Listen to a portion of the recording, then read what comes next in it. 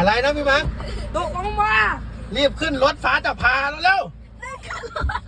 ท้าฟ้า เมื่อกี้มัดดูเมื่อกี้ผมก็วิ่งมาเลย ไม่มีใครได้กินยาตอนเที่ยงสักคน ท้า ดีดจังเลยฮะ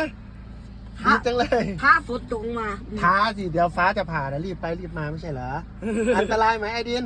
อันตรายไหมนี่ลุง อัน เจ ตรายไหมอยู่นอกบ้านฤดูฝน